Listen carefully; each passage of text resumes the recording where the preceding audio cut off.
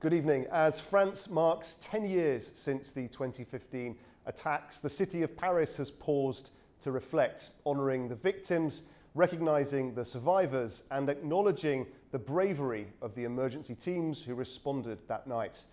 These commemorations reopen difficult memories and underline the importance of security, resilience and national unity. Our report begins in Paris.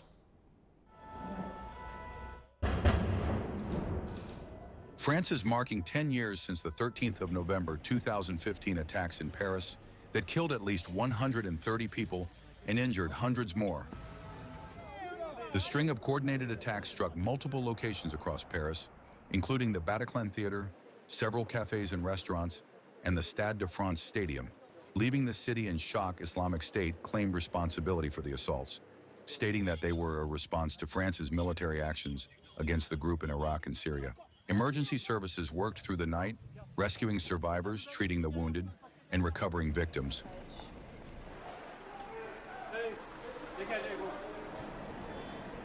At the scenes, Salah Abdeslam, the only surviving member of the main attack cell, was convicted of terrorism and murder in 2022 and sentenced to life in prison, while 19 others were found guilty of helping organize the attacks.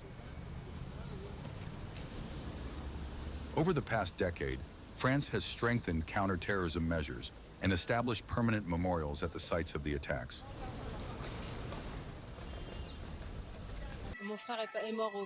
My brother died at the Bataclan, so I came here today to pay my respects at the Bataclan, and I'll be back tomorrow. It was important for me to come to Place de la République, which is also emblematic of France when it comes to freedom, so that we don't forget him.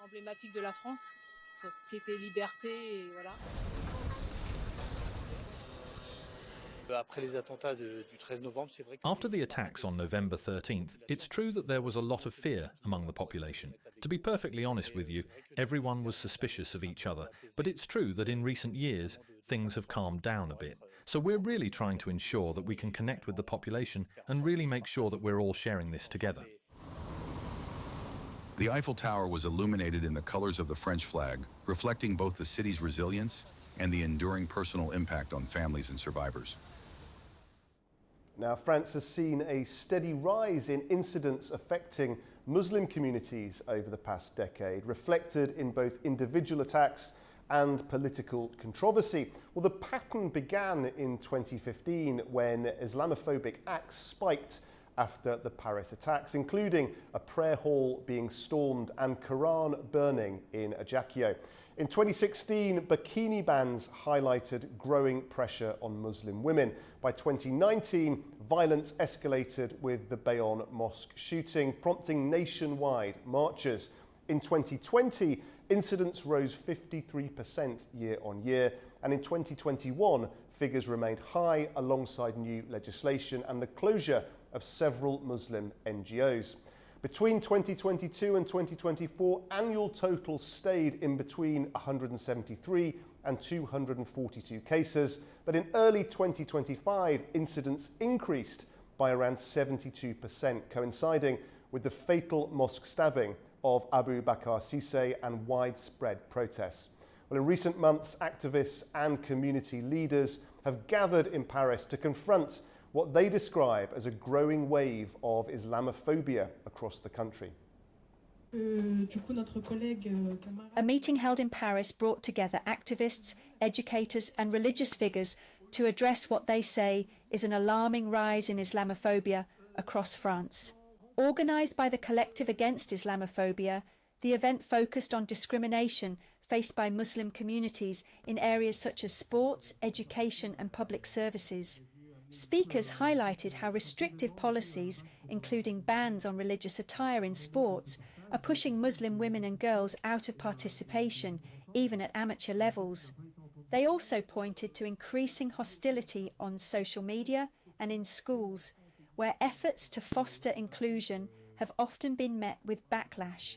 One youth association reported being targeted online after hosting an interfaith dinner during Ramadan, an event that was intended to promote dialogue and coexistence. The meeting followed last month's fatal stabbing of a young Muslim man at a mosque in southern France, an attack described as religiously motivated, which sparked protests and vigils in cities including Paris, Lyon and Marseille. Demonstrators have since called for stronger legal protections, accountability for hate crimes, and an end to political narratives they believe fuel anti-Muslim sentiment. Well, my guest today is Middle East and Africa analyst Abdenoor Toumi, who's joining us from Paris. Mr. Toumi, thank you very much indeed for joining us. How would you characterize then this shift in attitudes toward Muslim communities over the past decade? Good evening, and thank you for having me on the program. This is, has increased since the tragedy of that night 10 years ago. And it was actually ever since inflamed by the anti-Muslim and anti-Arab sentiment, like was to some extent fed by the far-right media and political pundits, and also by leaders of the far-right parties. But here it's an interesting actually shift, because the real shift and the main shift was about 36 years ago, was in 1989, when it comes with that story of the Islamic veil. So at that moment, actually the meaning of anti-Arab, anti-Muslim sentiment actually has changed. In other terms, racism has changed from its, I would say, ethnic character to a religious character, and was later on enhanced by all these dramatic parameters that set the narrative of the far-right parties and media here in France, in which it is exponentially on the rise, and is actually challenging the entire, I would say, the sense or the message of living together. And also now with that, actually France, like the US, I'm going to put this parallel of what happened in the US with 9/11. It's totally different. Americans, they were at that time really shocked, even in 2005, I believe, on the London attack. Whereas in France, it's totally different, because the French people and the politicians have that, I would say, direct contact with the Muslims that goes to centuries. So what is happening now, actually there is this shift, and unfortunately it's going south. I just wanted to ask you, sorry to interrupt, Mr. Toumi, I just wanted to ask you about that, because it's very interesting, that link between the people and the politicians. I just wanted to know how surprised you've been at the transference of some of these attitudes into actual policy. I mean, we've seen clothing bans, the anti-separatism law. Has that translation, not just from sentiment, from fears, but into actual policy, has that been something you've been surprised by? To some extent, not really, because as I said, about the degree or the level of the anti-Muslim and anti-Arab sentiment that was inflamed by the far-right media and politicians, as that was going up. And this was just a confirmation, and to some extent, the banalization of this xenophobia, in which has become a real, sense of Islamophobia, that many politicians and media and those news pundits, they are in their state of denial. They don't want to admit that there is, in fact, there is a sense of Islamophobia, and Muslims are really, really suffering from this, because, they bring the issue, the other side, they bring the issue vis-a-vis the other with the capital O, that they are having a serious matter with the assimilation, integration with the Republic values, in which the Muslims here are well integrated, and I mean, actually, they are well integrated with the Republic laws, and they are just suffering from those politicians who are, in fact, it is, France, I mean, has been going on in this political crisis for now almost 2 years, and has this discourse has inflamed that and is feeding the narrative of the far right. So as far as the people, actually, sure, I mean, there is this, I mean, no, there is the relation between white people and the other, and this is how we can bring this to the post-colonial of Edward Said and so on and Frantz Fanon. But we are, I mean, the people, they don't care about that. But the one, I mean, the problem and the danger is coming from the politicians and the far-right elite. And when you hear, like lately, I mean, an eminent searcher on this movement, on the Islamic movement, and who said that, I mean, there is kind of separatism, and the Muslims are living in their own communities, and be talking about the halal food and so on. I mean, they went to, and this person went, and she said there is now people are talking about the travel process halal and water halal. I mean, when you hear these absurdities, I mean, one wonders about the average Paul here, what he will be saying and how he will look to his neighbor, Arab or Muslim neighbor.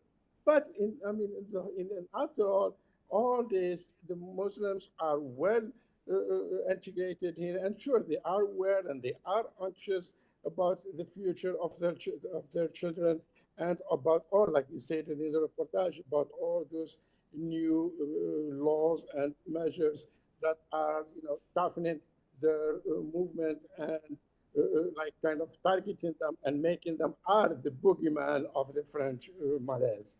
Now we heard some quite alarming numbers at the top of the show. It does certainly seem, by the percentages, that things in some senses are actually getting worse or have got worse over a reasonable period. Now, of course, it's always possible to challenge statistics like that. Critics would say, well, because you're shining a light and encouraging the reporting of a particular thing, then that makes it more likely that you'll get a higher percentage. Of course, you can debate that, but what about your experience on the ground? You're in Paris, you're out and about meeting people. What is people's real experience of putting up with this sort of treatment? Actually, it has changed a lot. I've been here for more than 3 decades and traveled around the globe and lived in the US. But I see when I came back, I see the difference. I mean, like compared to 30 years ago when I mentioned the story of the first Islamic veil in 1989 about those high junior students. I mean, sisters who showed up one day to their school with the headscarf, and how actually the one who brought that story at that moment was Jean-Marie Le Pen. I mean, the father of Marine Le Pen, the head of the far-right party these days. But on the other hand, it was kind of a solid movement and opposition to all, at that time, his hatred toward the Muslims and toward the Arabs. But these days, it's actually very, very hard, I mean, to see some like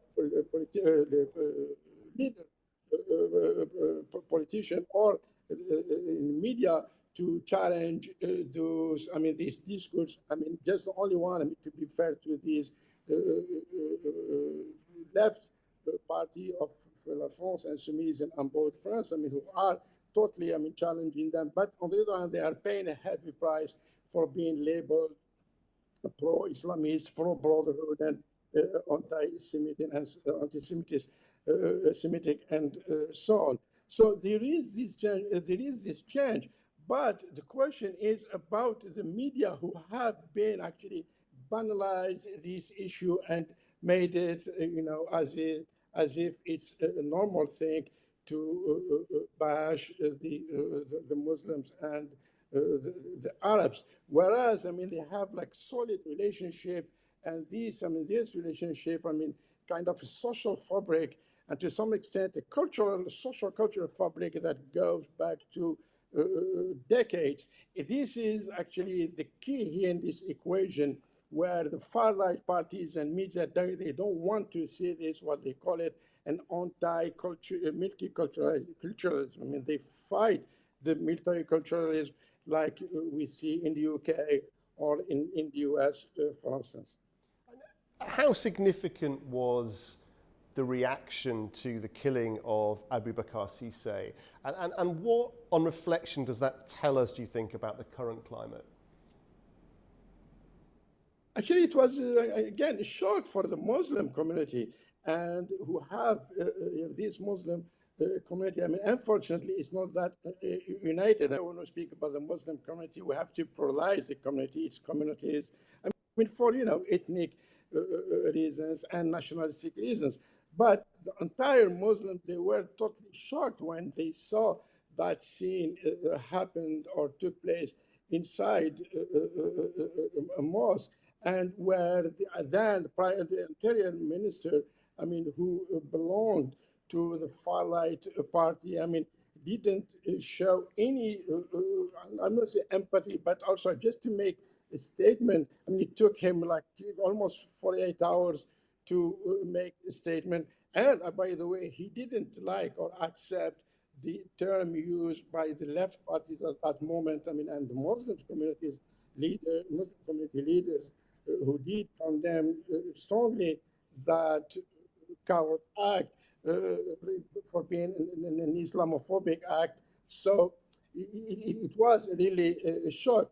But now, the Muslim communities here and the Muslim community leaders are indeed aware, but they are doing very, very hard job, and for going out, speaking up also, and reaching out to their neighbors, and in which they are having solid pedagogical work, and in order to just explain to what happened and who we are. But it is a very, very, very tough job to do in comparison with the day in, day out narrative that is on the media, far-right media, and also the far-right is party leaders who are using this, this question as a political selling point to score among the voters and to score in national elections. And finally, I just want to ask you, what needs to be done, what can be done now to improve the safety of citizens, the unity of citizens? What practical steps would you like the authorities to take? Sure. From the pedagogical point is, again, to speak up and to go to, into reach out processes and create these coordination and inter-religious faith groups in which they do exist, and they are very active in associative level. But unfortunately, those people, we cannot, we don't hear about them, and we don't see them often on national media. And it is, in fact, a pedagogical process. But again, there is this domination of the order of the fear factor or the boogeyman about the Muslims that is enhanced and is set in national media. It is very hard to challenge this. But the Muslims, they are having their life. They are worried about, again, this hyperinflation that is eating up the French, people's bread basket, and people are, the Muslims are like the other citizens, white citizens, are worried about the future of their children. But they are, they are not going anywhere, and they know, this is it. Majority of them, or majority of the Muslims are, in fact, French citizens, and they have dual citizens, so they are not going anywhere, and they are well integrated, and they are adapted with the sacrosanct principle of the French laicity. Very interesting indeed. Mr. Toomey, we thank you very much for your analysis and for joining us from Paris. Thank you very much indeed. Thank you. Okay, after the break, Kabul orders its traders to find new routes as tension with Pakistan deepens. Do stay with us.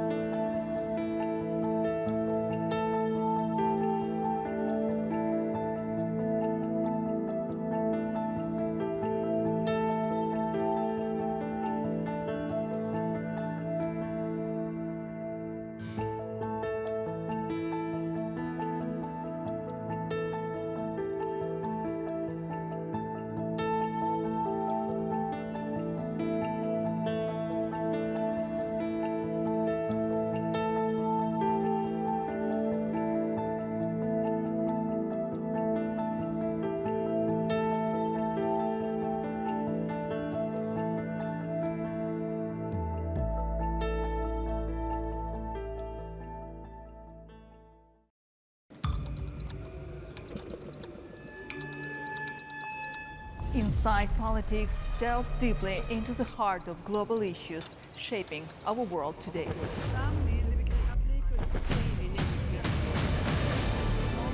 Join me for your go-to source of political analysis from across the region and beyond.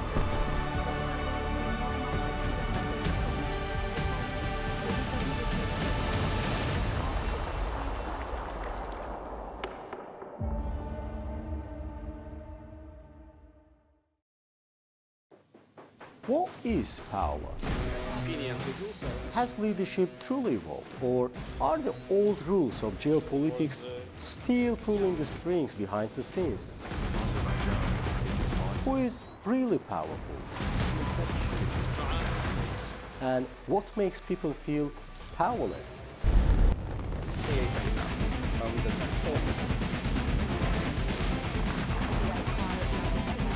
Our new series explores the secrets, strategies, and consequences of power.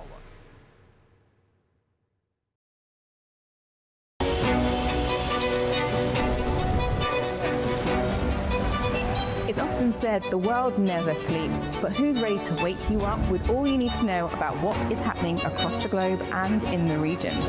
We are. Daybreak is live every morning, bringing you a complete wrap-up of the stories from overnight and all the news already happening in the world. The biggest global headlines, the key regional developments, the must-read stories shaping the day. We show them, we discuss them, we guide you through their meaning. We give you the news and a first look at the key headlines. I'm Nadia Johnny. And I'm Lou Brown.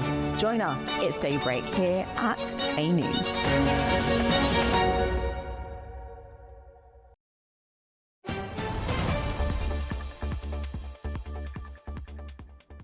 Welcome back. You're watching Primetime. Afghanistan's business community has been given 3 months to secure alternative trade routes as Kabul moves to reduce its dependence on Pakistan.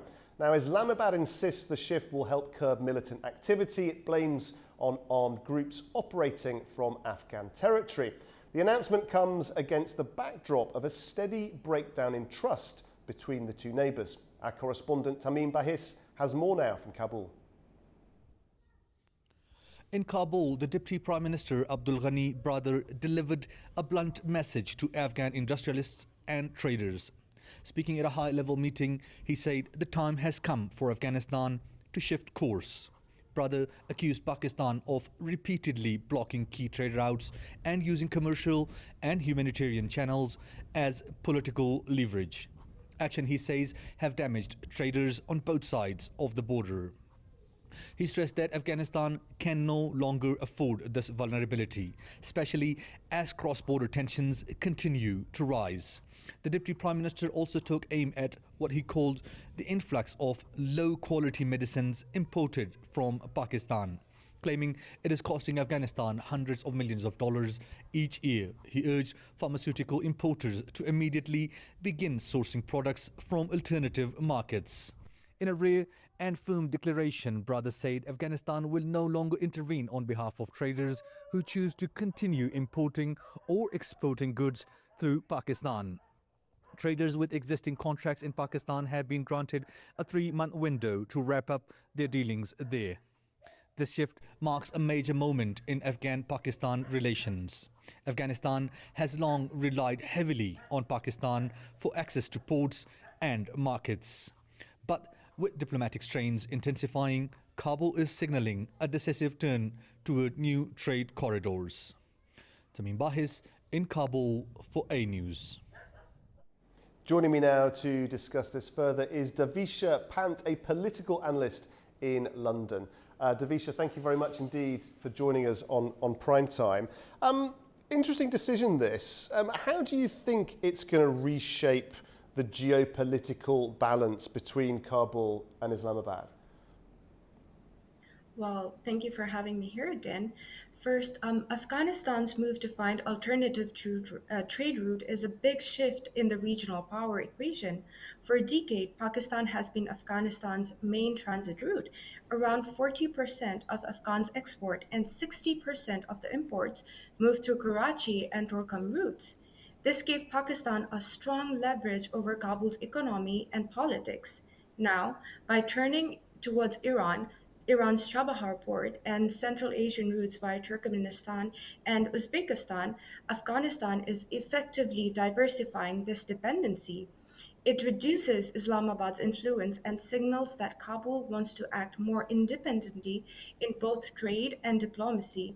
So geopolitically, this weakens Pakistan's economic hold, strengthens Afghanistan's ties with Iran and Central Asia, and could even open the door for India, which helped develop the Chabahar port, to regain limited regional access. And this claim by Pakistan that this will shift, it will curb militant activity. What do you make of that? What does that reveal about their thinking and their strategic priorities, do you think? Well, Pakistan's statement reflects how deeply it connects economic and security policy. By saying that the change will curb the militant activity, Islamabad is really framing the issue through its core fear, cross-border militancy from Afghan territory. It also shows Pakistan's desire to control the flow of goods and people at the border, a key part of its security architecture since the Taliban's return in 2021. In short, Pakistan is signaling that regional trade isn't just about economics, it's a part of its counter-terrorism and border management agenda. It also helps to shift the blame of instability towards Kabul. And Davisha, this 3-month deadline, to what extent do you think that signals a deeper breakdown in diplomatic trust between the two countries? Well, a 3-month deadline is quite drastic, and to be honest, it's quite dramatic. It reflects a serious erosion of trust. Normally, a trade route diversification would be phased over years, but this tight window looks like a political message as much as an economic one. It suggests that informal talks between the two states have failed, and since 2021, both have accused each other of sheltering hostile elements. Kabul says Pakistan has used trade as a pressure tool, while Pakistan accuses Afghanistan of harboring militants.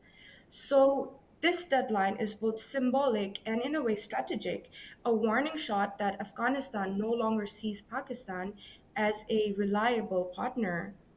And you mentioned obviously the importance of trade corridors, particularly important to this part of the world. How do you think Afghanistan's move will influence wider regional corridors, especially thinking about its relations with Iran, Central Asian states, and also China's Belt and Road network? Mm-hmm. Well, 3-month deadline is quite drastic, and to be honest, it's quite dramatic. It reflects a serious erosion of trust. Normally, a trade route diversification would be phased over years, but this tight window looks like a political message as much as an economic one. It suggests that informal talks between the two states have failed, and since 2021, both have accused each other of sheltering hostile elements. So this deadline is both symbolic and in a way strategic, a warning shot that Afghanistan no longer sees Pakistan as a reliable partner. Well, it has a big influence. If Afghanistan flows through, it could reorient the regional trade maps. First, Iran benefits the most. The Chabahar port becomes the main alternative to Karachi, offering this landlocked country, Afghanistan, a direct sea access. And India and Iran have both been promoting this route as a counterbalance to Pakistan's Gwadar port, which is part of China's Belt and Road under the China-Pakistan Economic Corridor, the CPEC. Second, the Central Asia stands to gain, especially Uzbekistan and Turkmenistan, which are eager to expand the Trans-Afghan Railway project that could link Afghanistan northward into the Middle Corridor connecting Europe through the Caspian. And thirdly, China might also seek to adjust. While it has heavily invested in the China-Pakistan economic corridor, Beijing could see value in engaging more directly with Kabul to stabilize the trade link through the Wakhan corridor. So in short, Afghanistan's pivot reshapes not just trade, but also the strategic connectivity race between Iran, India, and China, Pakistan.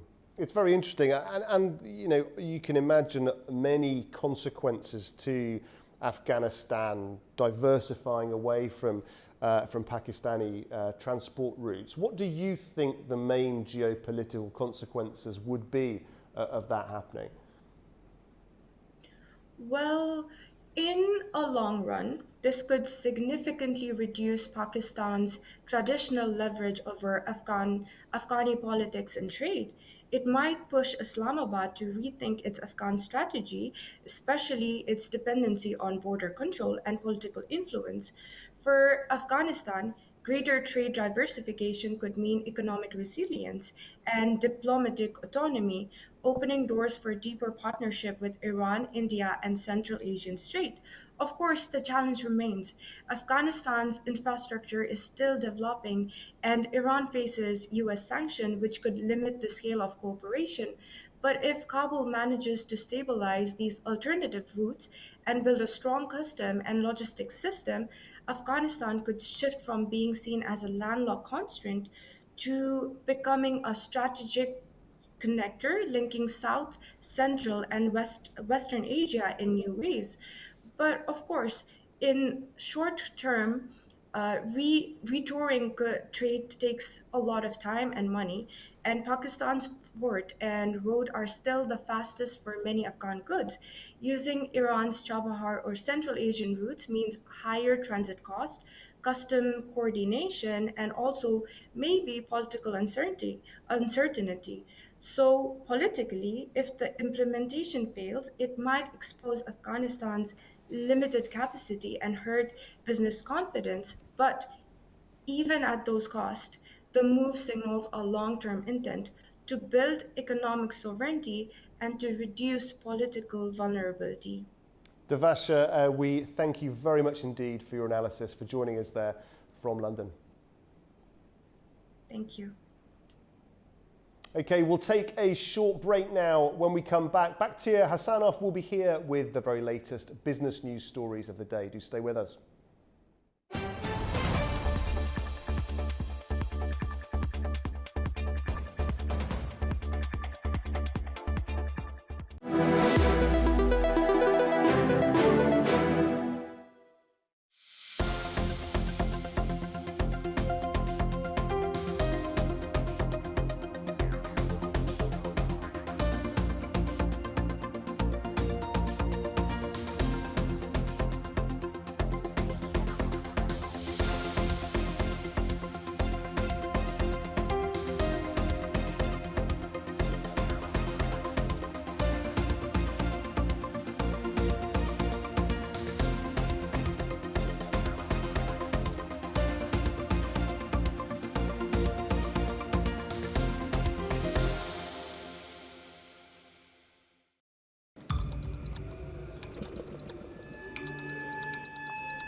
Inside Politics delves deeply into the heart of global issues shaping our world today.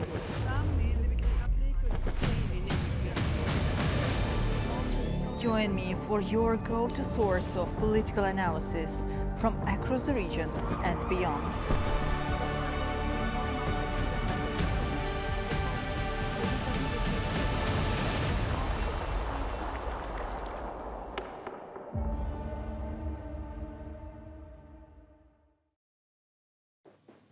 what is power?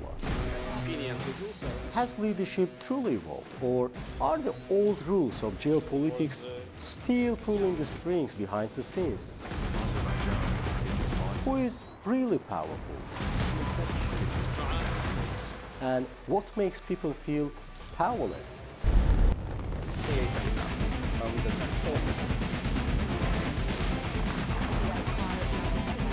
Our new series explores the secrets, strategies, and consequences of power.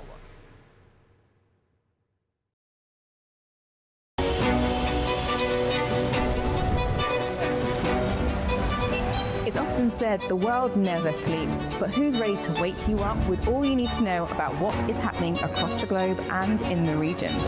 We are. Daybreak is live every morning, bringing you a complete wrap-up of the stories from overnight, all the news already happening in the world. The biggest global headlines, the key regional developments, the must-read stories shaping the day. We show them, we discuss them, we guide you through their meaning. We give you the news and a first look at the key headlines. I'm Nadia Johnny. And I'm Lou Brown. Join us, it's Daybreak here at AnewZ.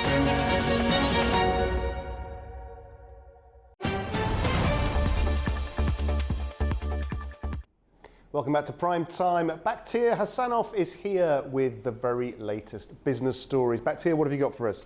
Well, Guy, today we have to look at the key developments shaping the global economy: innovation in medicine, labor unrest in aviation, aerospace performance, and the future of the automotive technology. Germany's top economic advisors have delivered a sobering outlook for the country's economy, cutting their forecast for 2026 and warning that Chancellor Friedrich Merz's fiscal reforms may not be enough to spark a strong recovery. The German Council of Economic Experts on Wednesday reduced its forecast for Europe's largest economy in 2026 to 0.9%, down from 1.0% in its earlier May report. The economists also predicted only modest growth this year, despite Chancellor Merz's pledge to revive the economy. They said the government's new spending boost would have only a limited effect on growth. The council's chair, Monika Schnitzer, noted that last year Germany's exports benefited less from improvements in global markets. She added that U.S. tariffs and the appreciation of the euro have further weakened the country's competitive position. Since taking office in February, Chancellor Merz has introduced a series of fiscal reforms aimed at giving Germany more financial flexibility. However, some of the newly available funds are being used to support everyday expenditures rather than long-term infrastructure projects, a decision that has drawn criticism from economists. For 2025, the experts slightly raised their growth forecast from 0.0% to 0.2%. but stressed that after 2 years of recession, the German economy remained stagnant this year, weighed down by weak private investment and sluggish exports. With the economy still struggling to gain momentum, recent surveys show Chancellor Merz's approval ratings at 25%, making him one of the least popular German leaders in recent memory, and far behind his two predecessors at the same stage of their terms. And again, Germany is taking another step forward in medical innovation. The German Heart Center at Charité has established one of Europe's largest programs for robot-assisted heart surgery using the state-of-the-art Da Vinci system.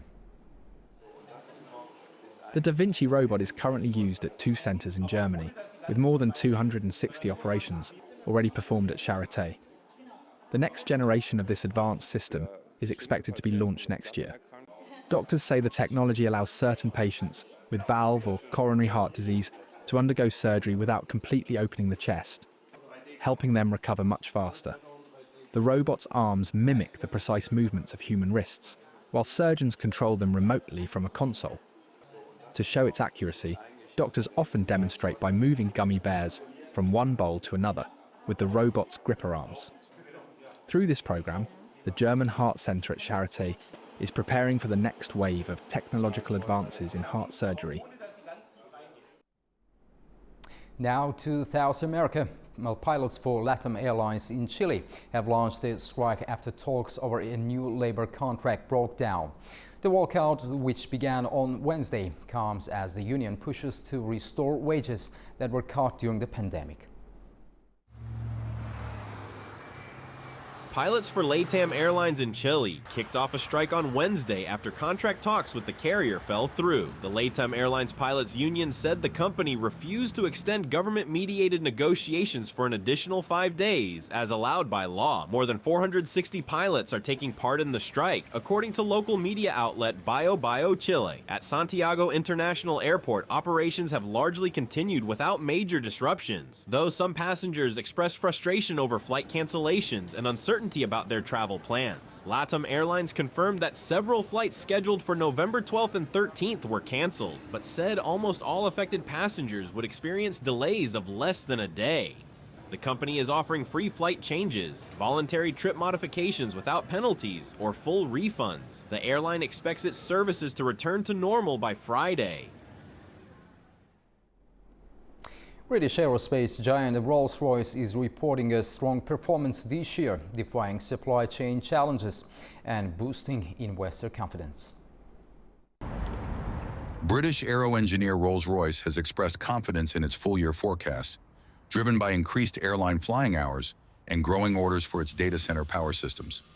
The company, whose engines power Airbus's wide-body aircraft and some Boeing 787s, has confirmed its guidance for an operating profit of between $4.2 and $4.3 billion, marking at least a 24% increase compared to last year. In its core aerospace business, large engine hours, which are a key driver of revenue, were up 8% in the first 10 months of the year compared to the same period last year. The company also reported progress in improving its existing engines. Rolls-Royce's CEO, Tufan Erginbilgic, said the company's strong performance across all divisions aligned with expectations and reinforced confidence in the full-year 2025 guidance. The positive outlook comes despite ongoing supply chain challenges in the aerospace industry, which have caused delays and shortages in recent years. Recently, the company's prospects have been further boosted by new orders for Typhoon fighter jets from Turkey and by strong demand for backup power systems for data centers. Shares in Rolls-Royce have more than doubled since the start of the year, giving the company a market capitalization of £97 billion. German automaker Volkswagen is accelerating its push into next-generation vehicle technology. The German automaker is partnering with the US electric vehicle maker Rivian to develop software and electronic systems that could eventually be used across both electric and internal combustion models. Volkswagen Group announced on Wednesday that the technology it is developing with Rivian could eventually be integrated into its internal combustion engine vehicles. Integration of software and electronics across platforms is a key focus for Volkswagen, which has faced challenges in unifying its technology architecture across brands following repeated delays at its in-house software unit, CARIAD. The German automaker is counting on its partnership with Rivian to speed up the development of a scalable next-generation vehicle platform, helping it close the gap with competitors like Tesla and Chinese automakers. In the US, electric vehicle demand is expected to slow after the expiration of the $7,500 tax credit, while in Europe, Volkswagen and other legacy automakers are facing increasing pressure from low-cost Chinese manufacturers. Expanding in the region, Volkswagen invested $5.8 billion in Rivian last year, a move widely seen as an effort to strengthen its software capabilities after setbacks at CARIAD winter testing of the joint system is scheduled to begin by the end of this year. Evaluating performance in harsh conditions on the Volkswagen ID.Everyone, as well as one model each from Audi and Scout the ID. Everyone, Volkswagen's upcoming compact car, will be the first model to feature the new RV Tech software and electrical architecture, with a launch planned for 2027. By the end of the decade, additional VW Group models built on the Scalable Systems platform are expected to use the joint venture's software and electronics. Well, it's been a stylish turnaround for one of Britain's most iconic luxury brands. Burberry has posted its first quarter of growth in 2 years, a clear sign that the company's new strategy and China's renewed appetite for luxury are starting to pay off. Burberry reported a 2% rise in comparable store sales for its second quarter, beating analysts' expectations of a 1% increase. The result, marks a major milestone after 7 consecutive quarters of decline. The company's shares jumped more than 8% on Thursday, extending a rally that has lifted Burberry's stock by over 30% since the start of the year. CEO Joshua Schulman, who took over last year, has been steering the 169-year-old fashion house back to its British roots, focusing on outerwear, scarves, and a timeless luxury aesthetic that's connecting with shoppers around the world. Schulman said the refreshed product line and brand image have made Burberry more desirable, emphasizing British warmth and wit in its marketing campaigns.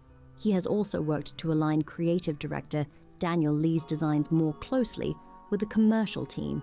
After previous strategies pushed prices too high on some items, now more affordable versions of Burberry's catwalk looks are selling strongly. One example is a burgundy patterned trench coat priced at around $3,180, inspired by a $12,850 runway version modeled by Naomi Campbell. Earlier this year, a bright spot for Burberry came from China, where comparable sales rose 3%, the first growth there in more than a year. Analysts say this could signal a gradual return of Chinese luxury demand, a key market for global fashion houses. Looking ahead, Burberry's big test will come during the holiday season, when it plans to roll out new scarf bars in stores, showcasing cashmere scarves priced between $450 and $1,150. Part of Schulman's push to make the brand's signature accessories more visible and accessible.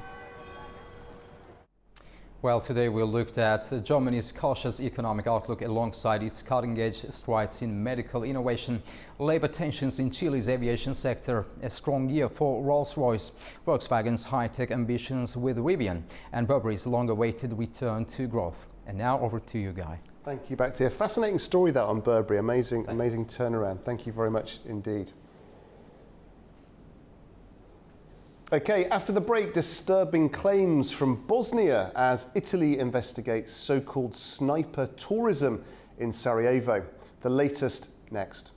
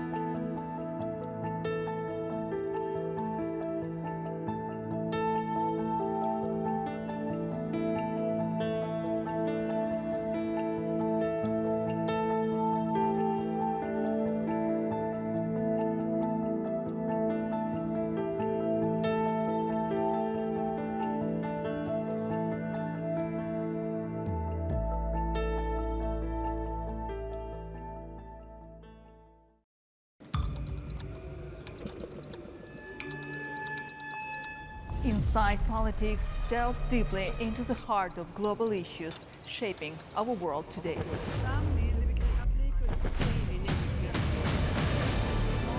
Join me for your go-to source of political analysis from across the region and beyond.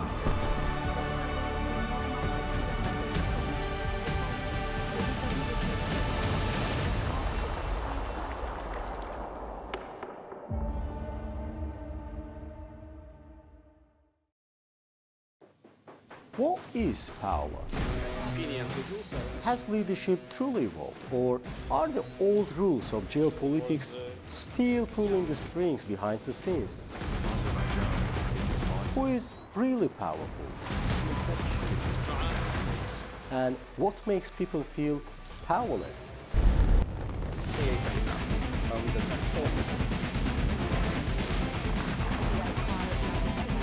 Our new series explores the secrets, strategies, and consequences of power.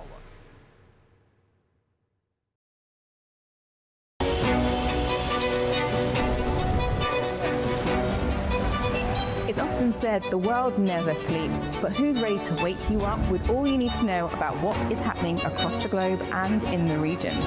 We are. Daybreak is live every morning, bringing you a complete wrap-up of the stories from overnight and all the news already happening in the world. The biggest global headlines, the key regional developments, the must-read stories shaping the day. We show them, we discuss them, we guide you through their meaning. We give you the news and a first look at the key headlines.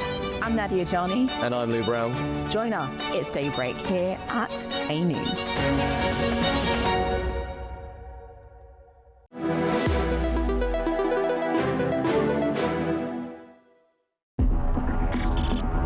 Ukraine is facing one of the most difficult moments of the war as a convergence of corruption scandals, political turbulence, financial uncertainty, and intensifying Russian offensives places unprecedented strain on the country's ability to defend itself. A series of investigations by Ukraine's National Anti-Corruption Bureau, NABU, and the Special Anti-Corruption Prosecutor's Office has exposed a vast kickback network allegedly operating inside the country's strategic energy sector. Operation Midas, which lasted around 15 months and relied on more than 1,000 hours of wiretaps, uncovered an estimated $100 million siphoned from Energoatom's contracts during wartime. Investigators conducted dozens of raids and seized large quantities of cash. Among the key figures named in the case are former Energy Minister Herman Halushchenko, his advisor Ihor Myroniuk, Energoatom Security Director Dmytro Basov, former Deputy Prime Minister Oleksiy Chernyshov, and businessman Timur Mindich, a longtime partner of President Zelensky from his Kvartal 95 entertainment years. Mindich is suspected of playing a central role in the scheme before fleeing Ukraine just ahead of the raids. Politico note that investigators are examining how he learned of the operation in advance. Some elements of the corruption schemes appear to trace back to former MP Andriy Derkach, later unmasked as an FSB agent, with parts of the operation allegedly run from property linked to his family. The revelations come at a time when Ukraine's anti-corruption institutions themselves have come under pressure. In the summer, the government attempted to reduce the independence of NABU and SAPO, moves that coincided with investigations into Zelensky's close associates. According to the Kyiv Independent, this triggered public protests and raised concerns among civil society and international partners about growing political interference. Parallel to these developments, the defense sector is also under scrutiny. Firepoint, a drone manufacturer that has rapidly become one of Ukraine's largest military contractors, is the subject of a separate NABU investigation. The company, which only 3 years ago was a casting agency for film production, has received around 1/3 of Ukraine's drone procurement budget. Its revenue reportedly jumped from $4 million in 2023 to over $100 million the following year, with approximately $1 billion in contracts in 2025. Both the Kyiv Independent and the New York Times report that investigators are examining allegations of inflated prices, irregular contracting procedures, and potential links to Mindich. A government audit cited by the Times found that the company avoided mandatory price negotiations, potentially costing the state an additional $16.7 million. Firepoint denies wrongdoing. These governance crises unfold as the European Union struggles to secure long-term funding for Kyiv. The European Commission's plan to use frozen Russian state assets to underpin a €140 billion loan has been blocked by Belgium due to legal and financial concerns related to Euroclear, the institution holding most of the assets. Brussels has floated alternative options, including joint EU borrowing or separate national contributions, but many member states are wary. Politico reports that Ukraine could run out of financial resources as early as spring unless a breakthrough is found. Meanwhile, the military situation is deteriorating. Russia is close to capturing Pokrovsk, the most significant Ukrainian city to come under threat since the fall of Bakhmut in 2023. According to the New York Times, Russian forces now control the southwest of the city and have penetrated its center and western districts, turning much of Pokrovsk into a contested grey zone. Ukrainian troops are heavily outnumbered, by as much as 8-1 according to President Zelensky, and overstretched as brigades are moved across the front line to plug gaps. The nearby town of Mirnohrad risks being cut off, and the fall of Pokrovsk could open the way towards Sloviansk and Kramatorsk, the last major Ukrainian strongholds in Donetsk. The Institute for the Study of War reports that Russia has adopted a new operational model, combining prolonged air interdiction, tactical strikes, and small group infiltration. This approach has already forced Ukrainian withdrawals in areas such as Novouspennivske, Nove, and Rivnopilya, and is contributing to the encirclement risk around Pokrovsk. As Russia intensifies drone and glide bomb attacks across the country, Ukraine faces the difficult reality of fighting a major war while grappling with corruption scandals, weakened institutions, budget uncertainty, and a severe manpower shortage. Together, these pressures are shaping what analysts describe as the most serious moment for Ukraine since the outset of the full-scale invasion.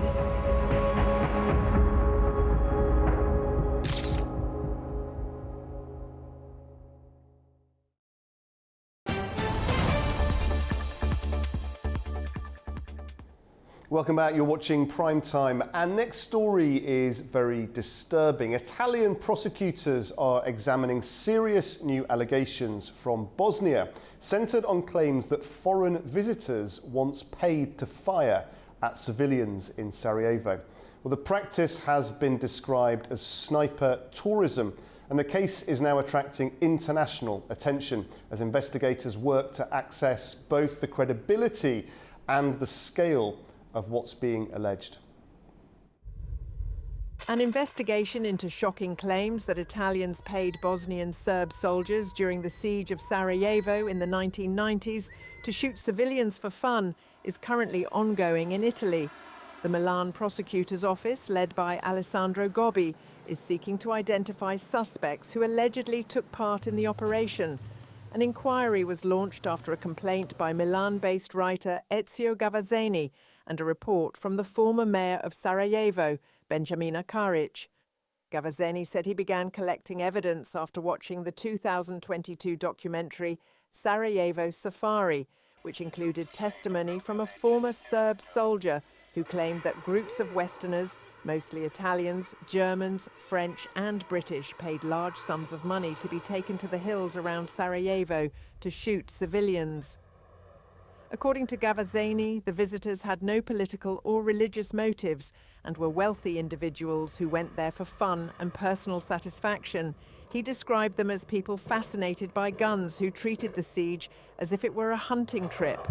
Sarajevo, surrounded by mountains, was under siege from 1992 to 1996, the longest in modern history. More than 10,000 people were killed by constant shelling and sniper fire, with the city's main boulevard dubbed Sniper Alley. Among the victims were civilians, including men, women and children. Prosecutors are now examining evidence to determine the identities of the Italians allegedly involved. Lawyer Nicola Brigida, who assisted Gavazzeni in preparing the case, said the material gathered over years of investigation appears strong enough to support further legal action. If confirmed, the case would reveal one of the most disturbing and previously unpunished aspects of the Bosnian War. Well, joining me now to discuss this further in the studio is AnewZ's Katie Wilson. Katie, such a disturbing story, it's hard really to know where to start, but let's just start with the facts. What are prosecutors actually looking into here, and what sparked this new Italian investigation now? Yeah, so it's a really harrowing story, isn't it? Now, the Public Prosecutor's Office in Milan has opened an investigation into claims that Italian citizens travelled to Bosnia-Herzegovina on sniper safaris during the war in the early 1990s. Italians and others are alleged to have paid large sums to shoot at civilians in the besieged city of Sarajevo. And this is being investigated now due to a legal complaint submitted by Ezio Gavazzeni. He's a journalist and author who's been gathering evidence on the allegations, and that evidence includes a report by the former mayor of Sarajevo, Benjamina Karic.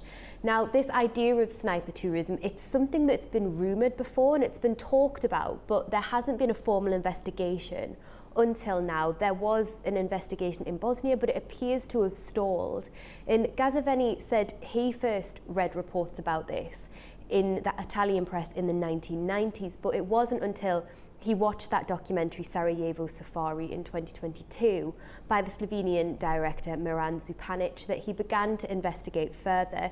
In the documentary, there's a former Serb soldier and a contractor that claimed that groups of Westerners would shoot at civilian populations from the hills around Sarajevo. And it's claims that have been denied by Serbian war veterans. But essentially, Gavazzeni has been expanding on the findings of these documentaries and collecting enough material to then present a case to Milan prosecutors. In total, it's a 17-page file that he's been able to present to the prosecutor. Now, Gavazzeni is claiming many Italians were alleged to have been involved without quite providing a figure on that, but he says there were Germans, French, English, people from all Western countries who paid large sums of money there to be taken to shoot civilians. Now, what do we know about these people? Well, he says they're far-right gun enthusiasts with no political or religious motivations. He says they were rich people who went there for fun and for personal satisfaction.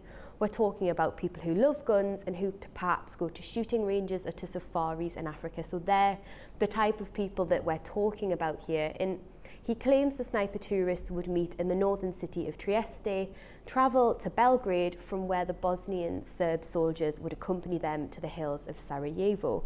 Now, Italian prosecutors and police are said to have identified a list of witnesses as they're trying to establish now who might have been involved. Incredibly shocking. What are Bosnian officials saying? How are they responding to these claims? So there's different responses to this, and it depends on your political affiliation, essentially. So if we remember modern day Bosnia-Herzegovina, it's decentralized and it's divided into two highly autonomous entities. You've got the Federation of Bosnia and Herzegovina, and that's populated predominantly by Bosniaks and Croats. And then you've got the Republika Srpska, which is predominantly populated by Serbs. Now, officials from Sarajevo, they've expressed cooperation with the Italian investigation. A spokesperson for the Bosnian consulate in Milan has indicated that they've got information to share and they're eager to discover the truth of such a cruel matter and settle accounts with the past. That's what they're saying. And remember, the complaint that triggered this also includes that report from the former Sarajevo mayor who previously filed criminal charges in 2022 against unknown persons involved in the alleged safaris. Now, on the other side of this, we've got the leaders in the Republika Srpska, and they've strongly condemned these claims. They've dismissed that underlying documentary and the associated allegations as anti-Serbian propaganda. And the Republika Srpska Veterans Organization president, he described it as an attempt to demonize the Serbian people. In investigations into sniper tourism allegations within Bosnia-Herzegovina itself, they've generally fallen through or stalled, even though claims about this have been in circulation for decades. The Bosnian Attorney General's office has cited the difficulty of probing such a sensitive case in a country that's still deeply divided and scarred by this war.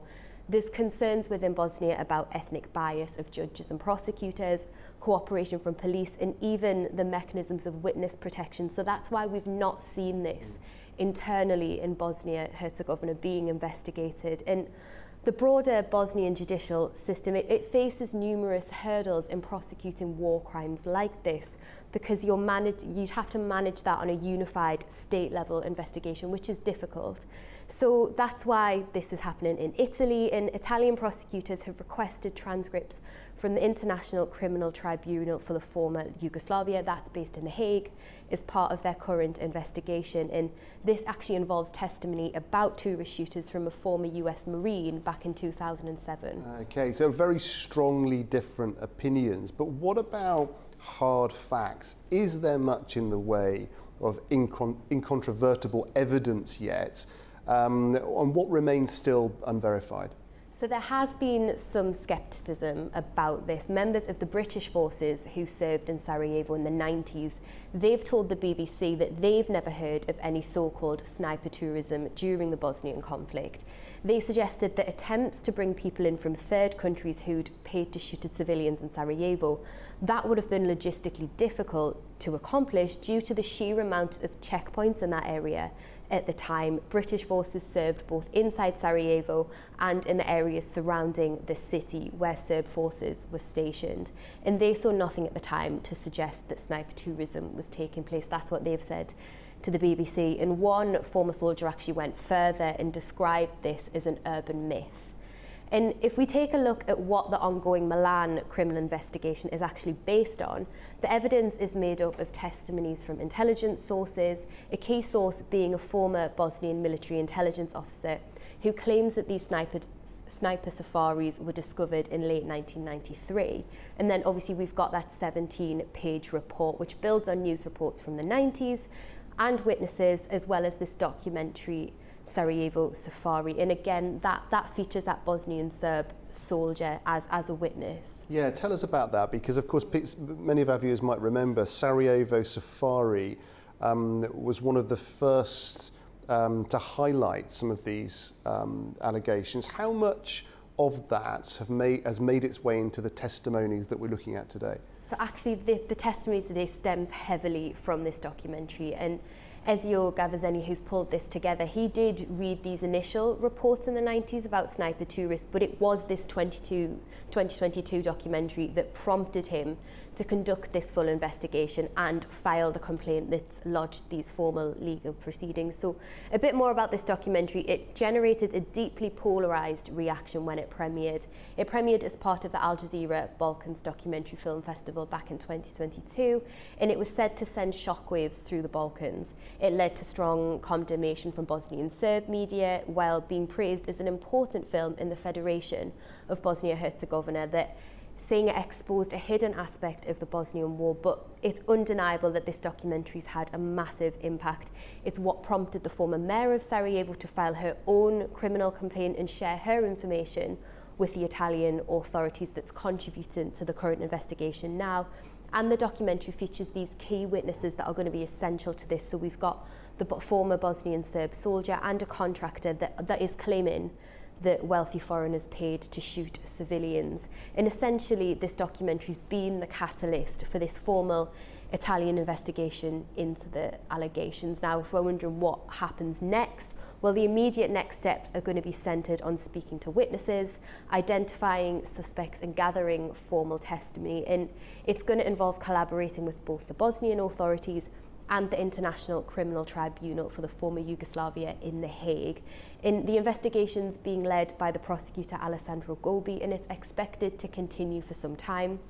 The Italian authorities, they've got to work beyond this existing journalistic report and documentary claims to produce hard evidence required for that criminal prosecution. And if they manage that, individuals would be facing formal charges of voluntary homicide aggravated by cruelty and vile motives, and it actually would be one of the first major formal convictions tied to these specific allegations. Well, a very, very disturbing case. Thank you very much for covering it so thoroughly, Katie. Thank you.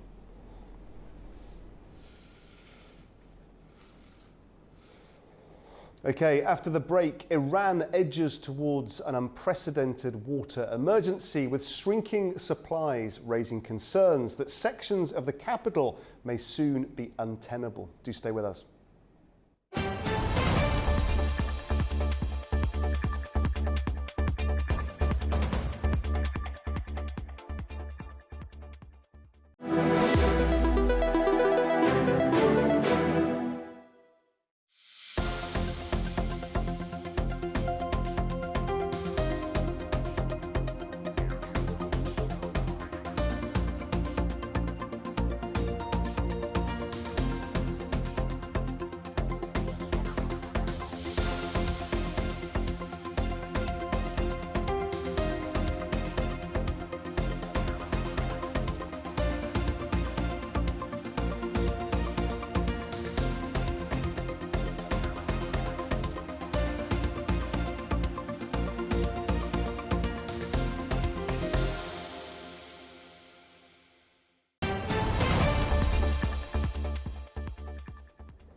Welcome back. You're watching Prime Time. Now, Iran is facing its worst water crisis in decades, with reservoirs drying up and officials warning that parts of the capital could soon become unlivable. Now, the shortages stem from years of drought, poor management and rising temperatures. Let's take a look. Iran is grappling with one of its most severe water shortages in recent history. Officials warn that if rains do not come soon, Tehran, home to over 10 million people, could face water rationing or even evacuation. The capital relies on 5 main dams, but inflows from nearby rivers have dropped sharply. Tehran's regional water company says water levels are down more than 40% from last year, leaving the Amir Kabir Dam at just 8% of capacity. Across the country, nearly 1 in 10 major dams has effectively run dry, as a scorching summer, poor rainfall, and record heat waves have pushed supplies to the brink.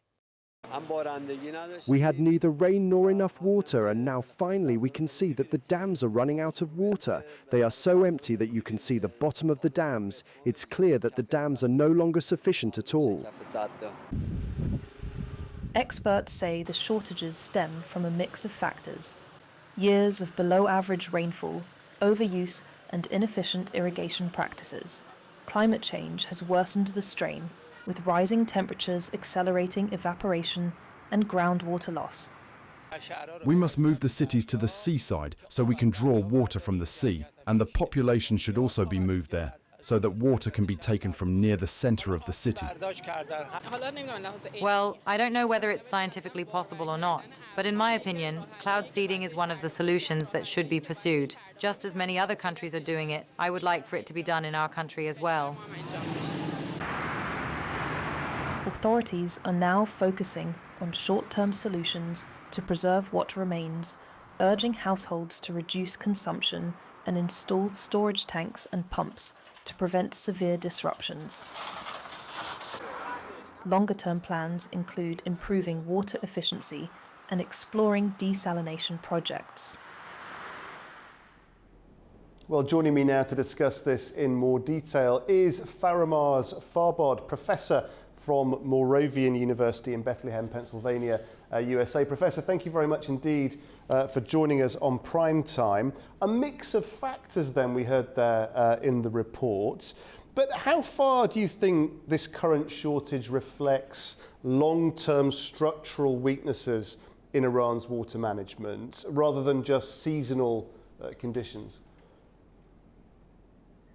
I think it is the latter. It is the former. The long-term management issues is at stake, and this should be this crisis, I believe, should be a call to review those managerial or management positions in terms of depleted resources, how to manage them, etc. In this case, this water crisis is, one of those decades-long issues that, of course, Iran is not the only country that is facing climate change related or global warming issues, but it is affecting Iran, as we are speaking, in a much more severe way than in some other regions.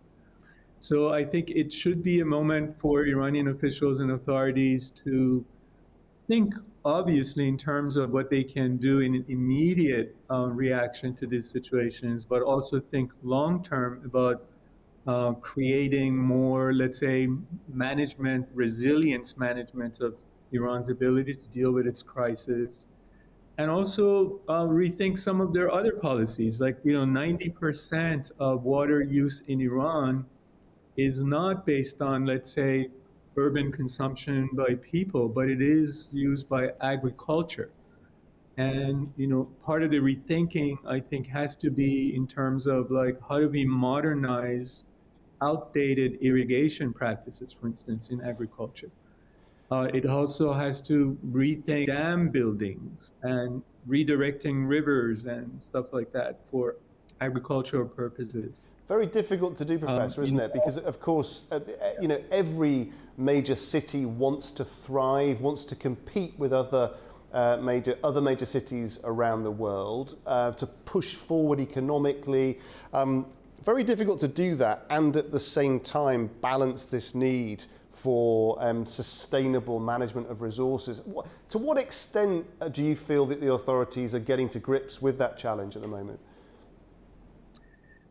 I think they've been slow coming to this consciousness, partly because my sense is, and I'm looking not from a person who's been in Iran recently, I'm looking at it from afar, but my sense has been that they have not, governments in Iran, that is, they have not taken environmental issues as seriously as they ought to. And again, this is not germane to Iran only. I mean, you could make the same argument about United States government, currently not taking environmental issues. And even when the United States is a major contributor to pollution and all that, and Iran is less so, but it's almost a universal problem that countries are not taking these issues seriously as they ought to be. So Iran is not an exception. I want to make sure I say that. But it is a problem of no security as well for Iran. So, if Iran, for instance, wants to have nuclear power, well, guess what? I mean, the nuclear power plants require electricity, require cooling, water resources, supplies, and all that. So if having water scarcity issues, you're also having issues with, for instance, your plans for, nuclear, the dimensions of Iran's industry. So this is, as you suggested, a massive problem, requires serious thinking.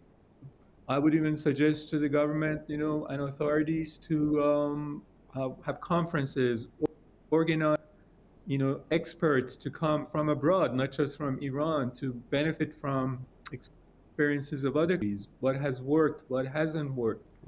And it requires that kind of action. Otherwise, the crisis could lead to local grievances, for instance, turning into disruptive movements, because this is, endangering the livelihood of people. Water is essential for maintaining standard of living in any kind of. And one of the potential solutions that's been put forward, certainly by some of those experts in other countries, and we heard it reflected in our report there from a member of the public, is cloud seeding. It's an idea that I think for obvious reasons has attracted lots of attention. Certainly we see lots of ideas and attitudes towards it on social media. What is the reality of the role that cloud seeding could play in supporting the country? I think that's kind of like a fancy or fantastical option. I've yet to see technologically savvy, let's say, analysis of it that tells you that this is actually something that's doable or reliable on a scale that's necessary. So I'd be very skeptical, but I'm open.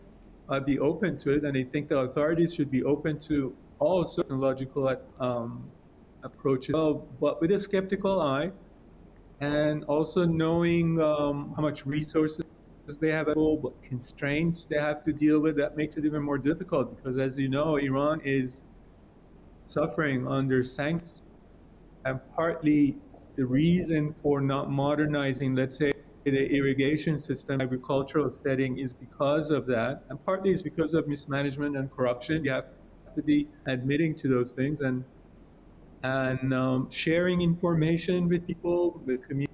Government has been not doing that. I think also government should probably open up its policies towards the communities who are affected, get inputs from them. So if there are issues that communities are dealing with, it's not just an issue that then can be blamed on the government. You can open it up to the community input and let the community come up with various localized ways of dealing with the situation. And that makes more sense to me, obviously, because, for instance, this scarcity water problem in Iran. Iran is a huge country in terms of its land mass, and not every part or problem in Iran has the same severity of the issue. And they have different local conditions as well. So it just makes much sense if you allow local communities to participate and have their inputs in a participatory way. So there's all sorts of ways that you can think about that. And if cloud seeding is the fantastical solution, then a much more practical one perhaps that was suggested by another member of the public in the report was trying to somehow move part of the population. I mean, there's a huge, many millions of people in a city like Tehran. Is that in any way a viable option, do you think? No, I mean, that's even probably more fantastical, but it is beyond fantastical. It's catastrophic. If you have to like move, I don't know what percentage of the population, when President Pezeshkian mentioned the possibility if things don't get resolved, we have to like evacuate. I mean, I'm not aware of what percentage he was referring to. What you're talking, as you said, millions of people. This is very disruptive. But on the other hand, you might say, if you don't resolve issues that are related to climate change, warming of the planet, we're going to see more and more of this kind of disruptive events, coerced events, or policy-wise, incorporated policy in many parts of the world, including Iran. So of course, the point is to avoid those things. And one way to do it is to stress and focus on how you manage and move towards resilience in relation to almost depleted natural resources, in this case, water. That's why it takes planning, it takes resolve, it takes resources, it takes creativity. And it focuses, like I said, for instance, the government recently said they're going to penalize overconsumption of water by urban users. But that's not going to do much because only 8% of consumption of water in Iran is by, consumers of water in urban settings. So even if you penalize those people, you're not really going to solve the problem. Like I said, agriculture consumes 90% of Iran's water. So one of the most important things they have to do is modernize the irrigation system of Iran and also the leaking infrastructure. About 30%, that's almost a third, 30% of water use in Iran for agricultural purposes is wasted because of leaky, infrastructure. So it's not as if we don't know what to do or how to approach it. So some of the things are clear, where you need towards and how you need to have long-term planning, as opposed to just short-term visions or just saying, oh, we're going to evacuate Iran, which is scary and catastrophic. And Professor, finally, how could that long-term thinking then be distilled into actual policy decisions that the government could take now? Well, I mean, like anything else with policy making, you have to have the will and you have to look for the resources. And of course, when it comes to like resources, you have to, tackle the sanctions policies against Iran or find a way to go around it or about it, perhaps maybe by moving towards more integrated economic relationships with the now or the BRICS Plus, if the Western countries are not ever going to let go of the sanctions. So somehow you have to have the resources, have the will, and have the plan, and integrate that to your policy.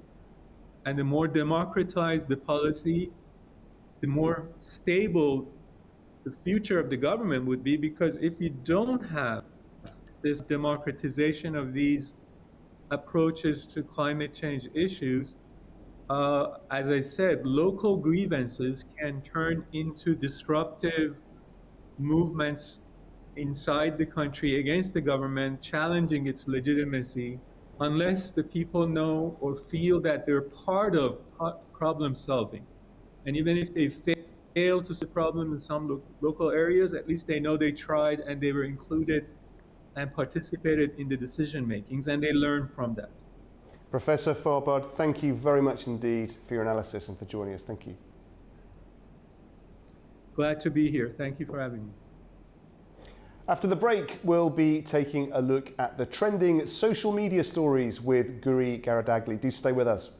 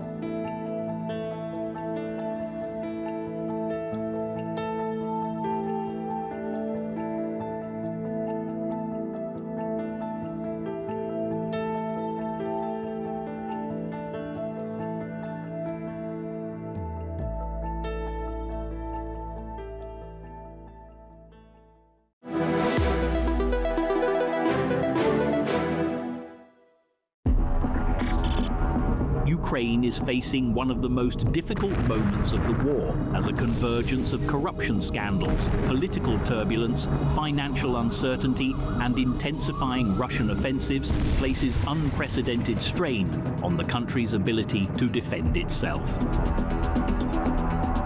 A series of investigations by Ukraine's National Anti-Corruption Bureau, NABU, and the Special Anti-Corruption Prosecutor's Office has exposed a vast kickback network allegedly operating inside the country's strategic energy sector.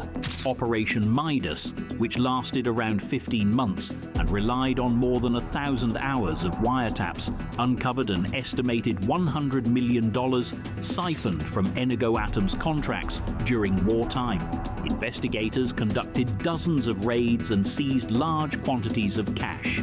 Among the key figures named in the case are former Energy Minister Herman Halushchenko, his advisor Ihor Myroniuk, Energoatom Security Director Dmytro Basov, former Deputy Prime Minister Oleksiy Chernyshov, and businessman Timur Mindich, a longtime partner of President Zelensky from his Kvartal 95 entertainment years.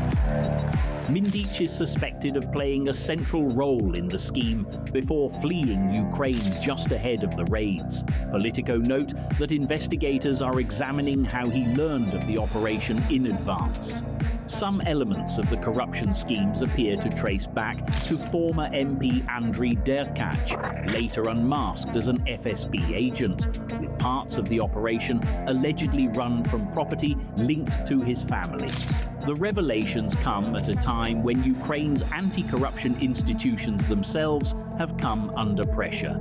In the summer, the government attempted to reduce the independence of NABU and SAPO, moves that coincided with investigations into Zelensky's close associates. According to the Kyiv Independent, this triggered public protests and raised concerns among civil society and international partners about growing political interference.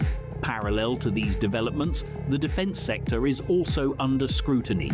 Firepoint, a drone manufacturer that has rapidly become one of Ukraine's largest military contractors, is the subject of a separate NABU investigation. The company, which only 3 years ago was a casting agency for film production, has received around 1/3 of Ukraine's drone procurement budget. Its revenue reportedly jumped from $4 million in 2023 to over $100 million the following year, with approximately $1 billion in contracts in 2025. Both the Kyiv Independent and the New York Times report that investigators are examining allegations of inflated prices, irregular contracting procedures, and potential links to Mindich. A government audit cited by the Times found that the company avoided mandatory price negotiations, potentially costing the state an additional $16.7 million. Firepoint denies wrongdoing. These governance crises unfold as the European Union struggles to secure long-term funding for Kyiv. The European Commission's plan to use frozen Russian state assets to underpin a €140 billion loan has been blocked by Belgium due to legal and financial concerns related to Euroclear, the institution holding most of the assets. Brussels has floated alternative options, including joint EU borrowing or separate national contributions, but many member states are wary. Politico reports that Ukraine could run out of financial resources as early as spring unless a breakthrough is found. Meanwhile, the military situation is deteriorating. Russia is close to capturing Pokrovsk, the most significant Ukrainian city to come under threat since the fall of Bakhmut in 2023. According to the New York Times, Russian forces now control the southwest of the city and have penetrated its center and western districts, turning much of Pokrovsk into a contested gray zone. Ukrainian troops are heavily outnumbered, by as much as 8-1 according to President Zelensky, and overstretched as brigades are moved across the front line to plug gaps. The nearby town of Mirnohrad risks being cut off, and the fall of Pokrovsk could open the way towards Sloviansk and Kramatorsk, the last major Ukrainian strongholds in Donetsk. The Institute for the Study of War reports that Russia has adopted a new operational model, combining prolonged air interdiction, tactical strikes, and small group infiltration. This approach has already forced Ukrainian withdrawals in areas such as Novouspennivske, Nove, and Rivnopilya, and is contributing to the encirclement risk around Pokrovsk. As Russia intensifies drone and glide bomb attacks across the country, Ukraine faces the difficult reality of fighting a major war while grappling with corruption scandals, weakened institutions, budget uncertainty, and a severe manpower shortage. Together, these pressures are shaping what analysts describe as the most serious moment for Ukraine since the outset of the full-scale invasion.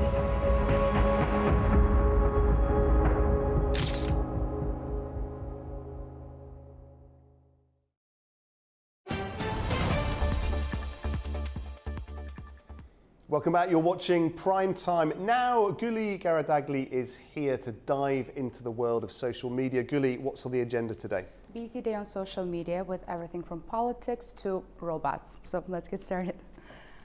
After 6 weeks of disruption, delays, and political fighting, the U.S. government is opening its doors again because President Trump has signed the bill ending the longest shutdown in American history. Over the past 7 weeks, the Democrats' shutdown has inflicted massive harm. They caused 20,000 flights to be canceled or delayed. They departed so many times, so late. People were hurt so badly. So with my signature, the federal government will now resume normal operations, and my administration and our partners in Congress will continue our work to lower the cost of living, restore public safety, grow our economy, and make America affordable again. And I'm calling today for insurance companies not to be paid, but for the money, this massive amount of money, to be paid directly to the people of our country so that they can buy their own health care, which will be far better and far less expensive than the disaster known as Obamacare. And I've had, I think, great support. I've even had Democrat support. And it's an honor now to sign this incredible bill and get our country working again. Thank you.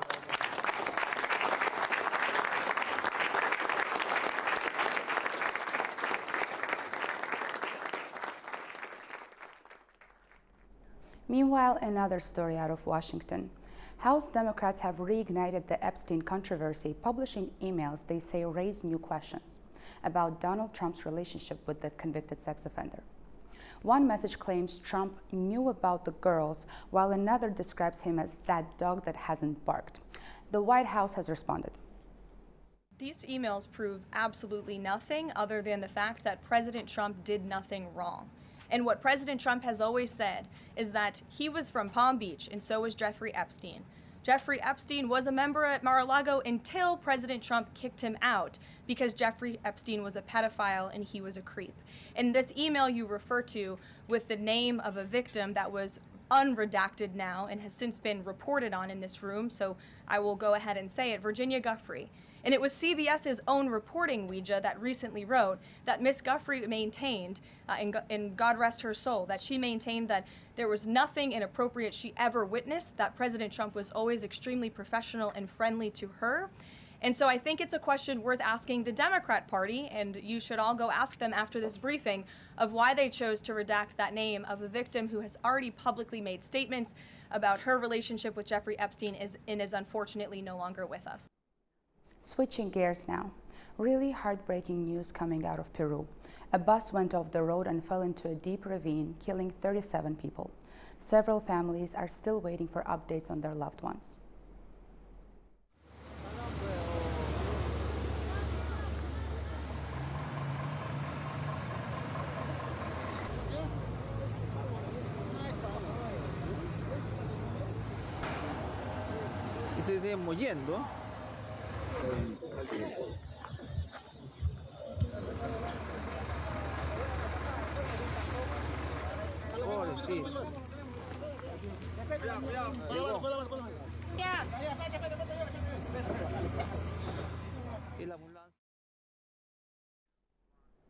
Over in the Middle East, Prime Minister al-Sudani's supporters were out celebrating after his coalition came first in the election. The Prime Minister took the stage to congratulate his supporters and talk about what the results mean for the country. Let's take a listen. We extend our congratulations to you on your coalition's victory in securing first place in the elections for the Council of Representatives in its sixth term. I salute you and commend your efforts as you write a new and bright chapter in Iraq's history. In the Reconstruction and Development Coalition, we affirm that the participation rate, which exceeded 56.11%, is clear evidence of another success, the restoration of trust in the political system. It shows that Iraqis have chosen the path of reform and reconstruction outlined in the executive program of their government. In light of the economic, social, and developmental renaissance witnessed by Iraq, they have moved to consolidate their constitutional institutions and strengthen the course of the state. The work of the coalition in the coming phase will take into account the will of all voters and the interests of all citizens of our nation, including those who chose to boycott the elections. In Ukraine, President Zelensky has delivered a pretty strong message about the country's energy sector, and he's not holding back. Here's what he said. First of all, there should be maximum transparency in the energy sector. In all processes, absolutely. I support every investigation by law enforcement bodies, by anti-corruption bodies. We support it. It is absolutely clear and the same for every one position. No schemes. It is good that the Cabinet of Ministers of Ukraine will provide full support to the investigation and all procedural and legal actions. Secondly, I believe the Justice Minister and Energy Minister can no longer remain in their positions. This is a matter of trust. If there are accusations, they must be addressed, and suspending them from their duties is an emergency decision. I have requested their resignation letters from the Prime Minister of Ukraine and call on members of Parliament to support this decision. In Brussels, Germany's finance minister says he's feeling optimistic about finding a way forward on frozen Russian assets.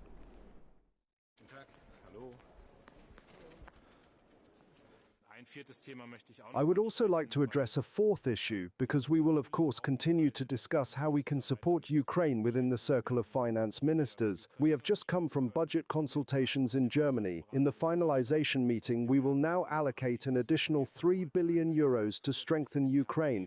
This is important to us in Germany. We are Ukraine's biggest supporter in Europe, but we now need to find medium-term solutions for how we, as the European Union, can continue to actively support Ukraine as a whole. We are discussing what options are available. You are all aware of the discussions surrounding Russian assets, and we are now in the process of finding solutions. I am optimistic that we will succeed, but it is important that Europe also provide impetus in this area. All right, now let's check in with COP30 again, because our own Orkan Amashov has some thoughts. We're 3 days in, and according to him, there's been a lot of talking, but not much happening yet. Here's Orkan with more from Belém. Day 3 of COP30 is now over. Day 4 is upon us. But if you ask me what has happened over the past few days here, I'm not entirely sure if I will be able to respond to this question in a clear way. Naturally, on day 1, the agenda was adopted. There are massive questions about its implementation. Very important initiatives, pledges, and many other declarations have been made, but nothing very concrete.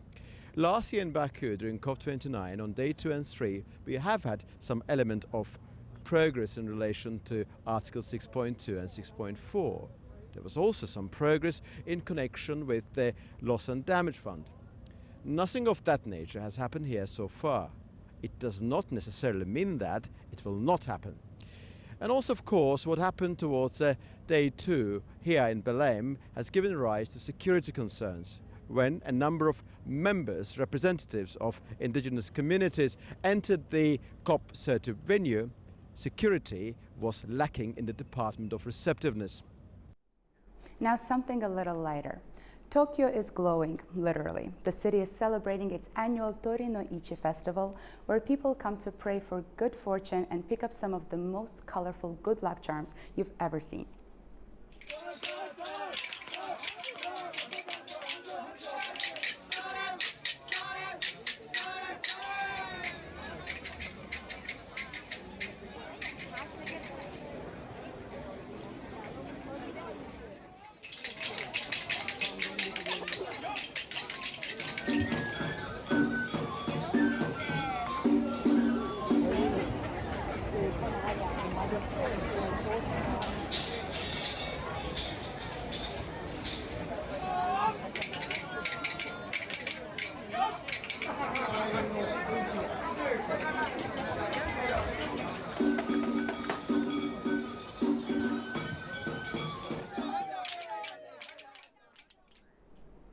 Now to New York, where dinosaurs are having a bit of a comeback, thanks to a brand new exhibit that literally recreates the day they went extinct. And yes, it's as dramatic as it sounds. The mountain-sized asteroid speeds towards Earth at 40,000 rivers, lakes, and inland seas. Impact, the End of the Age of Dinosaurs is our new exhibit, opening November 17th at American Museum of Natural History. And it tells the scientific story of events that seem radically implausible otherwise if they hadn't actually happened.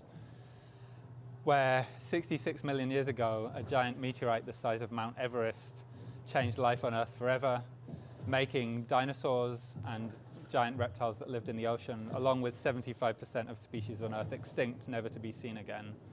But that actually that was a creative force that ultimately shaped the world that we live in today.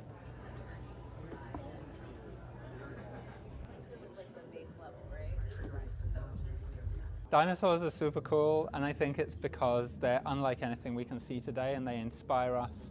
They tell us that the world is a changing planet, and biodiversity is changing. They tell us of ways that ecosystems could be that are different to today. A remarkable scientific surprise or discovery of the last few decades was the consensus that birds are a group of living dinosaurs. So we can see dinosaurs alive today, but all of the other dinosaurs are gone, and I think they're real animals. They're not mythical creatures like dragons or monsters, and it's remarkable.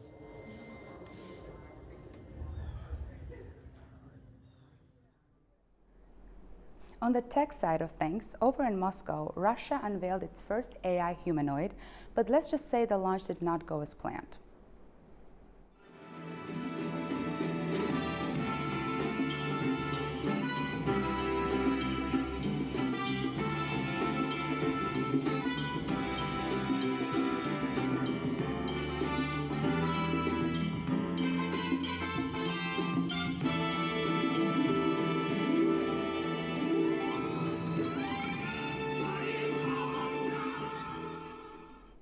And something a little more fun, if you ever wanted to literally walk into your favorite Netflix shows, I know I've always wanted to, now you actually can. Netflix has just opened its very first Netflix House, a huge interactive space where fans can play games, eat themed food, and step inside the worlds of their favorite shows. This big red envelope is symbolic of what we used to do years ago, which was mail DVDs around the United States. And this is what we did in that, even when the technology was different, is that we built fans. And this Netflix house here is to celebrate the fans. So cool. I love that. I mean, the fact that this is the first Netflix house opening is amazing, and that King of Prussia Mall we love, but I don't know, it's awesome.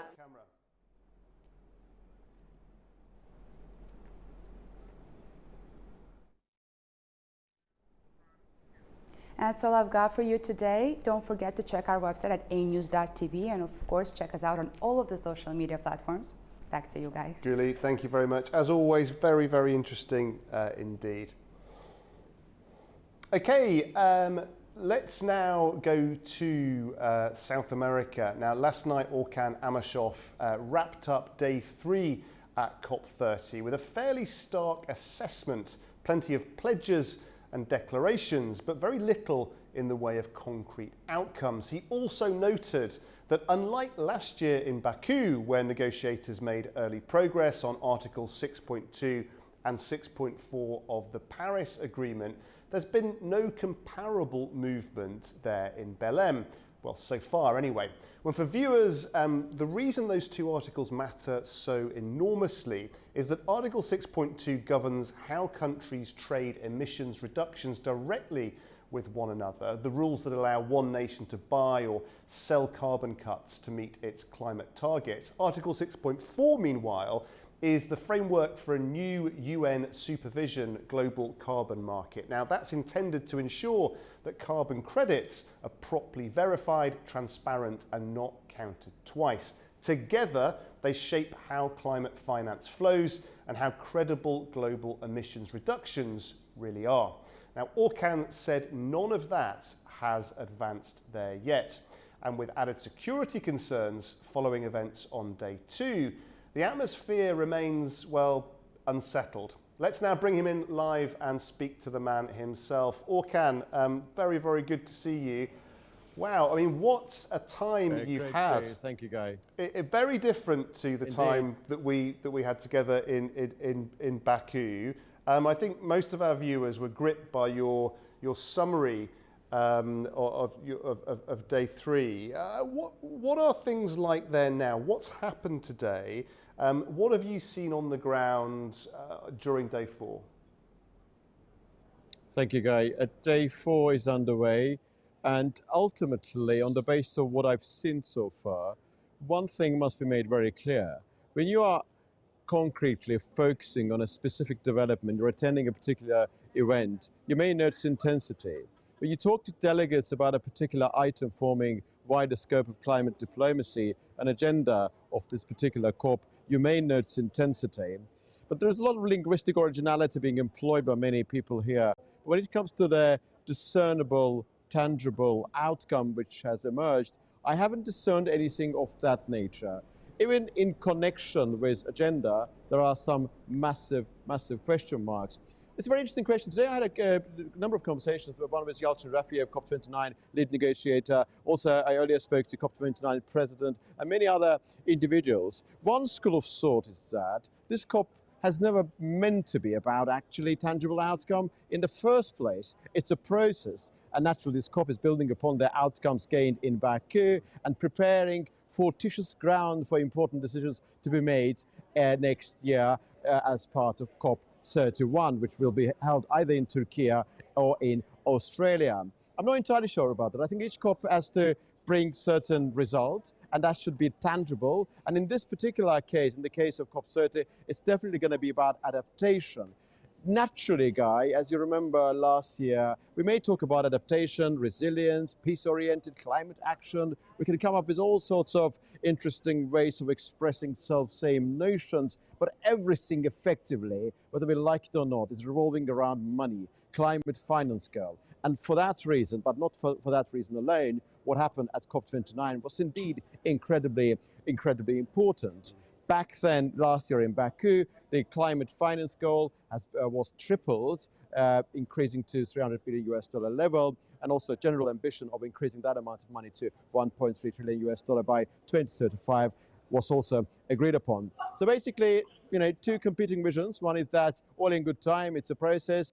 I do not necessarily subscribe to this view, because I remember when we were together analyzing and reporting about COP29, everybody was talking about something massively enabling and concrete. We do not have the same intensity or actually demand for that here within the confines of this COP30 venue here in Belém, Brazil. It's a very good point you make, Orkan, because of course, as we remember, there were very tangible objectives that everybody understood had to be met at COP29, or there was an expectation that they would be met, and if they were not met, that would be seen as a failure.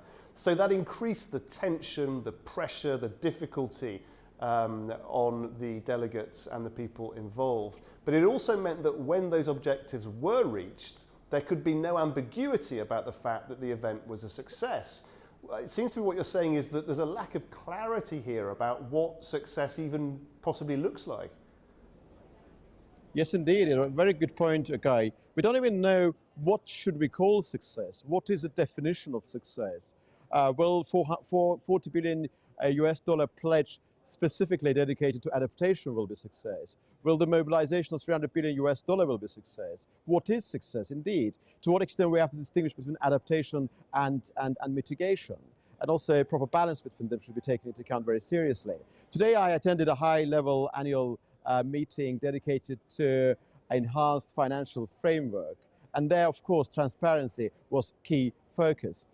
I think, looking back at what happened during COP29, naturally this COP will be building upon the attainments gained there. Today, I had an opportunity to interview inaugural executive director of that loss and damage fund, which was properly operationalized last year in Baku, with the gentleman in question, Mr. Ibrahima, being appointed actually in September, months before COP29, to make sure he can actually assume his responsibilities once that fund is actually properly established. It is very clear that COP29 presidency has a clear sense of purpose and also a clear sense of its own sense and importance. The sense that there are certain things which can be attained. Let's focus on that. Therefore, despite the late beginning of preparation by COP29 presence for Azerbaijan, because Azerbaijan was selected only in December of 2023, a number of things have been attained. And I think that during this COP, we may see some improvement regarding loss and damage fund. That fund was first, talked about, was first emerged as an idea at COP27 at Sharm el-Sheikh, and then its interim structure was operationalized. And it is now very clear, and this became very clear to me on the basis of my conversation with Mr. Ibrahima, next year, from early 2026 onwards, money will begin actually reaching those people who need that money in order to face the consequences of climate change. And those are the countries which are incredibly vulnerable countries which are actually classified as small island developing countries. There is a COP29 legacy which you can feel here when you talk to people. That comes to the needs of small island developing countries and other landlocked developing countries. And particular, of course, emphasis will be placed on their inland water bodies, and Caspian Sea does actually conform to that definition. Today I had a couple of interviews regarding those matters, and my feeling is that thanks to the success of COP29, COP30 also is destined to achieve something which we can call success in the fullness of time. Now, you've been extremely busy as we've been hearing and watching. And one of the other things you've done today is you've been involved in an event involving Global South NGOs. Now, the tensions between the Global South, the Global North, that's been a narrative that has developed for many, many years and at successive COPs. What can you tell me about that situation now and what you've heard from the discussions today? Well, today I attended a side event organized by Azerbaijani NGO agency and also Global South NGO platform, which was established actually in April of this year. And that event was dedicated to Global South and South-to-South cooperation, building upon the legacy of COP29. The key focus there on the reality that state actors may sort out certain problems, and they're going to play an important role. After all, state actors, nation states are parties to the UNFCCC convention, of course, but private actors should play an important role. And quite often when you face this organizational bureaucracy, this state bureaucracy where everything should go through different stages with actual decisions being made at a later stage, non-governmental organizations could play an important role in producing decisions which can later be implemented by state actors. But there was also, I suppose, a specific emphasis on the Global South as a particular region with countries sharing self-same ambitions and aspirations, and Azerbaijan being one of the leading countries. Back to the original question of yours about these tensions between global North and South. Indeed, those tensions are incredibly palpable. Brazil itself is a Global South nation, and it has got its own agenda. There are internal divisions within Brazil itself, as I mentioned yesterday when I was talking to you about the inception of that indigenous movement, which, according to some people here, is being manipulated by those people who actually oppose the current federal government in Brazil, the government of President Lula. And more than that, there is a massive competition going on between China, which considers itself, and perhaps rightly so, bearing in mind its geographical location and its economic credentials and its political ambition as a leading country of the Global South, and United States. China is one of the massive polluters, and naturally, but despite being a massive polluter, they are not at all inclined to contribute to that financial goal as a country with a historic responsibility. There are two essential things about Chinese position which I would like to highlight, and those characteristics are very much at the very heart of this North-South division and the climate diplomacy battle which is currently underway. China wants to contribute to the financial goal in general, but not as a country with historic responsibility. And if you remember last time in Baku, there was tension and massive tension toward the end of the conference, toward the end of the 29th meeting of the Conference of Parties back in Baku, where China contributed to that $300 billion figure, but not as a country with historic responsibility. This is one important moment. And number two moment is that, despite the fact that China has got a massive carbon footprint, they are actually the massive number one almost exporters of their green technology. And that brings the conversation to their competition with the United States. Current US president and the US establishment does not have any belief in the necessity of acting upon climate diplomacy. They take this with a great deal of skepticism, and that skepticism actually, I suppose, the US position, which is largely very skeptical, and their tensions with China is negatively influencing the possibility of the attainment of important decisions here in Berlin.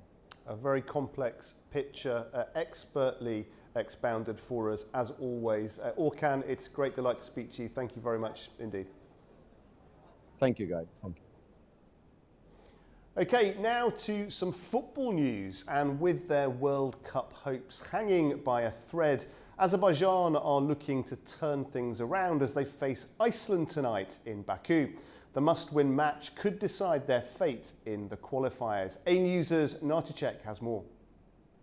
With World Cup dreams fading, Azerbaijan look to revive their campaign as they take on Iceland in Baku. This must-win clash could define their entire qualifying journey.